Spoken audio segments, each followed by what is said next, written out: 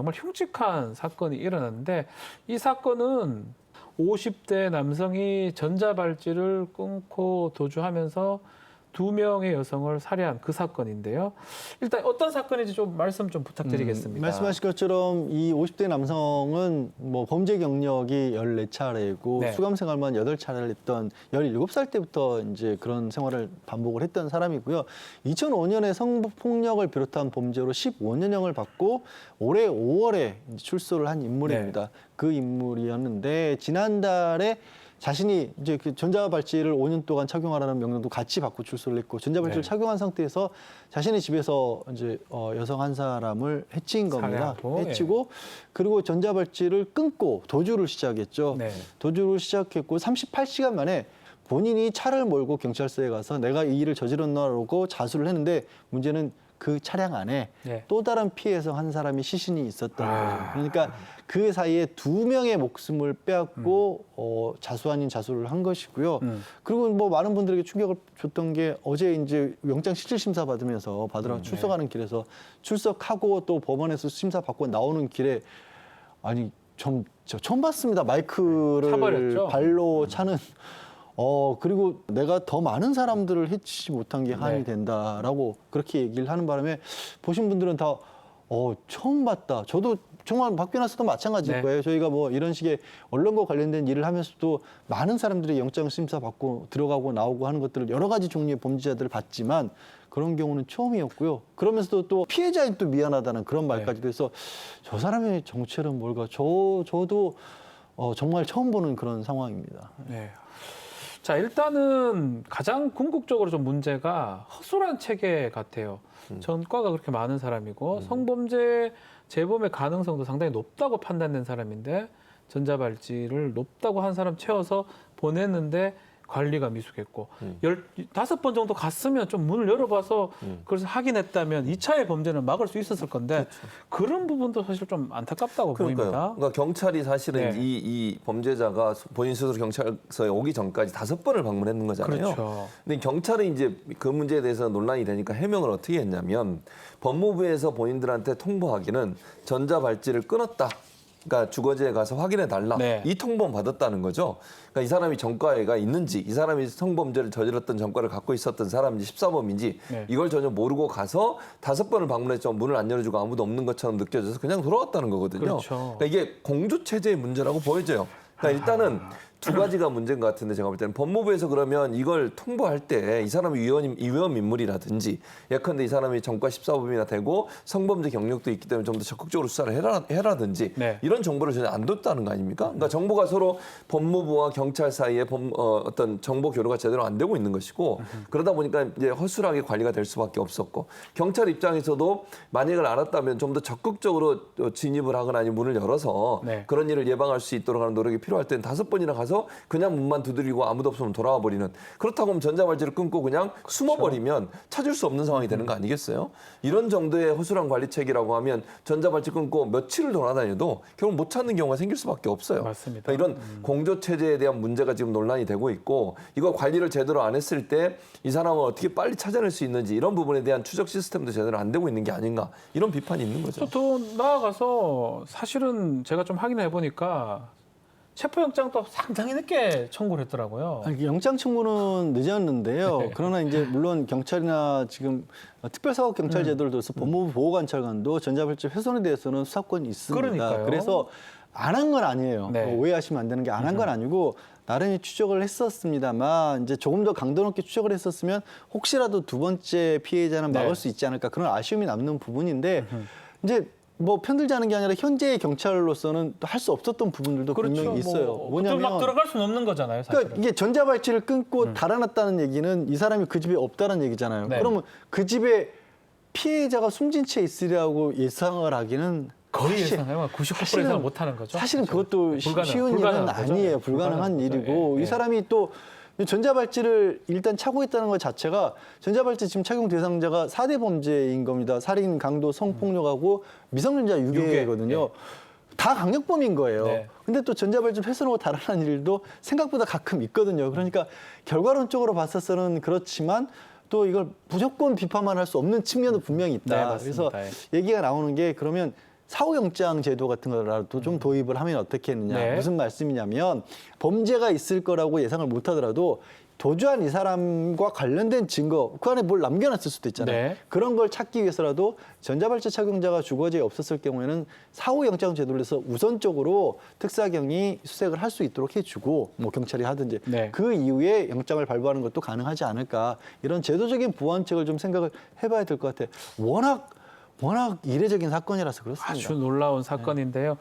그래서 이 법무부에서 뭐 재범 방지 대책을 좀 내어놨는데 전자장치를 다시 견고하게 하겠다. 그리고 말씀처럼 경찰하고 공조를 좀 더 하겠다.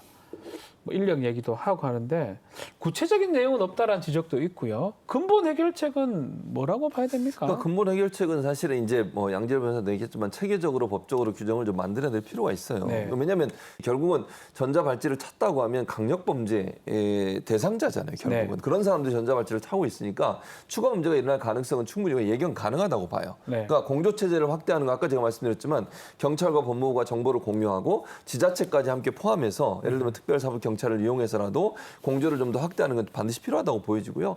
또 하나는 이런 이제 전자발찌 훼손이라고 하는 것을 좀 더 중대한 관점에서 볼 필요가 있다. 왜냐하면 뭐 이게 전자발찌를 부착시키는 사람들은 대부분 중대범죄를 저지른 사람들이고 네. 그걸 훼손했다는 것 자체가 사실은 법의 망을 피해서 뭔가 다른 행동을 하겠다는 의지를 보여준 거라고 저는 뭐 봐요. 그게 표출이라고 보는 게 그렇죠. 맞겠죠. 그러면 네. 좀 더 이런 상황에서는 강제력을 동원해 수사를 할 수 있도록 하는 방안을 만들 필요가 있다. 아하. 그 인권 침해가 아니라는 관점에서 본다고 하면 그걸 그런 관점에서 접근해서 본다고 하면 전자발찌 훼손에 대해서는 좀 더 강력하게 적극적으로 강력한 조치를 취할 수 있는 제도적 장치를 마련해 줘야 된다. 그래서 문을 뭐 강제로 개방할 수 있는 권한을 준다든지 네. 그래서 체포영장이 좀 더 빠르게 발부될 수 있도록 한다든지 이런 조치가 되지 않으면 사실은 근본 해결은 안 된다고 봐요. 그리고 전자발찌를 견고하게 만든다. 이것도 저는 아무리 만들어도 끊으려고 하는 또 사람들은 절단하려면 많겠습니까? 절단하겠죠. 그건 어려울 네. 것 같아요. 그래서 전자발찌를 견고하게 만드는 것은 크게 저는 해결 방법이 된다고 보지 않아요. 제도적 장치를 만들어서 이런 전자발찌 훼손자에 대해서는 좀 더 강력하게 대응할 수 있는 방안들을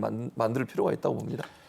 이제 말씀하신 것 중에 한 부분은 저도 보강을 해야 된다고 생각되는 게 지금도 전자발찌를 훼손하는 것 자체가 범죄입니다. 네. 그래서 7년 이하 징역형에 처할 수 있고 그걸 근거로 해서 말씀드린 것처럼 법무부에서도 올해 6월부터는 특별사법경찰관, 그러니까 보호관찰관이 원래는 수사권이 없지만 그 범죄에 한해서는 만큼 수사를 할 수 있게끔 그렇게 했는데 네. 문제가 이걸 가지고 법정에 가져가면 이걸로 처벌하는 건 1년 미만 대부분이 그렇다는 적게 처벌이 되니까. 그러니까 이게 끊었다가 이거 내가 끊었다가 다른 짓 안 해도 이거 끊은 거 하나만으로도 굉장히 심하게 강하게 처벌을 받는구나라는 인식이 없는 거예요. 그렇죠. 요즘에는 그리고 참 그래 범죄자들도 다 온라인 쓰잖아요. 그래서 이런 정보들도 다 알고 있어요. 네. 문제가 법정이 이 자체 법이 있으니까 이 자체를 좀 강력하게 적용하는 것도 분명히 필요해 보입니다. 자, 어쨌든 간에 2008년도 위치 추적 장치죠. 이 전자발찌 제도가 도입이 됐는데 그 이후에 재범률이 감소한 거는 뭐 사실입니다. 당연히 사람이 그것을 착용하고 있으면 범죄에 접근하지 못하는 게 당연한 건데 근데 문제는 저는 여지점은 지적하고 싶어요. 1대 17이라 하거든요. 네. 4천여 명인데 우리 한 200여 명밖에 안 된다라고 해요. 인원이 있어야 한 명이 17명의 동선을 파악한다. 이 상당히 좀 물리적으로 힘들지 않나요, 그러면? 네, 그 사람이 24시간을 다 추적해야 되는 네. 거잖아요, 결국은. 그러니까 지금 지난해 전자발찌 훼손 사건이 13건 일어났고요. 네. 월평균 1.1건 정도 일어나는 경우가 되는 거죠. 그리고 올해 8월까지 기준도 13명이에요. 그러니까 네. 지난해보다 숫자가 늘어날 가능성이 있다고 그렇죠. 보이죠. 왜냐하면 9, 10, 11, 11이 있으니까요. 몇 달 남았으니까요. 그렇죠. 이런 네. 상황이라고 하면 전자발찌 훼손 사례가 점점 늘어나고 있다는 게 문제라고 보여지고 실제로 이제 말씀하신 것처럼 기본적으로 한 명에 감시하는 사람이 17명. 을 감시해야 되는 상황. 평균적으로 해. 그리고 문제가 되는 게 뭐냐면 이게 밤에 심야 시간대는요 적극적으로 감시를 할 수 있는 상황도 안 돼요. 네. 그러니까 그건 이제 사각지대에 놓이게 되는 거죠. 그래서 인력난 해소를 위한 노력이 반드시 필요하다고 봐요. 그래서 네. 인력 충원에 대해서도 관리하는 분들도 요구하고 있는 것을 알려지고 있고 사회적으로도 이 부분이 좀 더 증가해야 될 필요성을 다 인식하고 있기 때문에 제가 볼 때는 인력을 좀 확충을 시켜서 체계적인 감시와 관리가 될 수 있도록 할 필요가 있다는 생각이 그럼 듭니다. 뭐 나누자 중증 또 뭐 중간 또 가벼운 경우 이렇게 재범 위험성을 나누면 그만큼 관리하는 사람도 나눠야 될 거 아니에요. 그 17명을 평균적으로 한 명이 관리한다. 이거는 잘못된 것 같아요. 만약에 좀 위험성이 높은 사람은 좀 더 좀 더 좀 세밀하게 봐야 되는 거 아닙니까? 그러니까 단순하게 그냥 숫자만 놓고 전자발찌만 놓고 봤을 때는 1대 17인데 네. 이게 보호관찰하는 분들이 이 전자발찌만 관리 감독하는 게 아니잖아요. 딴 일을 다 해야 돼요. 실제로 그분들은. 관리 감독하는 인원 한 100명 가까이 된다는 그렇겠죠. 거예요. 그러면 아마도. 네. 뭐가 필요하냐면 전자발찌라는 건 결국 위치만 추적하는 상식이기 때문에 이 사람들이 그때그때 어떤 상황에 놓여 있는지도 이 점검을 하고 따라가면서 이걸 봐야 되는 거예요. 네. 그래서 아 이게 지금 뭔가 좀 위기 상황처럼 보인다. 갑자기 이 사람이 뭐 좀 심리 상태가 불안정하다거나 아니면 뭔가 충동을 느낄 만한 상황에 놓여 맞습니다. 있다. 예. 이런 것들을 사실 그걸 적극적으로 해라고 보호관찰이라는 이름이 붙어 있는 맞습니다. 건데 예. 숫자가 그렇게 한 사람이 100명을 어떻게 그런 식으로 관리를 해요? 보죠. 그럼 이 경우도 마찬가지입니다. 본인이 강 씨가 이 뭐 여성을 2사람이나 해칠 정도 또 문제점으로 지적되고 있는 게 이 사람이 방문 판매업까지 했다라는 거 네. 아니에요? 성폭력 전과가 있는 사람이 방문 판매업을 할 수 있는 이거 되게 황당한 일인 거거든요, 네. 사실은. 그렇으면 설령 거기까지 허가를 하더라도 그러면 이 사람이 정말 그 일을 제대로 하고 있는지도 추적을 해봐야 되는데 지금 아직은 범행 동기가 다 밝히지 않았지만 1차 조사 같은 경우에 본인이 채무 관계 때문에 뭐 해치웠다 이런 얘기도 하고 있거든요. 그러면 뭔가 그 갑자기 돈이 많이 뭐 낭비를 했다거나 돈 때문에 뭔가 어려움을 겪고 있다든가 그러면 범죄자들 같은 경우 해결책을 본인이 범죄로 그런 일을 나갔던 경력들이 있기 때문에 범죄로 해결하려고 시도할 가능성이 높아지는 거거든요. 그렇죠. 그런 것들을 알려면 결국 사람이에요. 그거는 전자발찌가 못 해주거든요. 맞습니다. 근데 이제 예산이 항상 문제가 되는 거죠. 문제가 지금 이 사건을 보면서 제가 많은 생각이 들더라고요. 그 사람이 그런 일을 하고 있고 자기 자식 가족들하고도 그렇게 만났다는 거. 계속 범죄가 일어날 가능성이 있었던 사람이 무방비로 지금 방치가 됐던 거거든요. 저는 사실은. 언론에 이제 이 사람을 그 수감 생활하는 도중에 뭐 굉장히 열심히 종교 생활도 했다라고 하고요. 또 그 사람에게 이제 뭐 탄원서 같은 걸도 해서 가출소한 거거든요. 3개월인가 그렇죠. 일찍 나온 겁니다. 조금 일찍 나온 거죠. 예, 가출서. 그거에 도움을 줬던 이제 종교 활동을 하셨던 분이라든가 심리 상담을 하셨던 분들이 다들 놀라는 거예요. 잘 살 줄 알았다라는 거예요. 그 얘기는 뭐냐면 그런 분들마저도 속였다는 얘기밖에 그렇죠. 안 되거든요. 속였다는 거죠. 그러니까 이 범죄자는 아마 경찰에서 프로파일러들을 통해서 이제 조사도 시작을 하겠지만 네.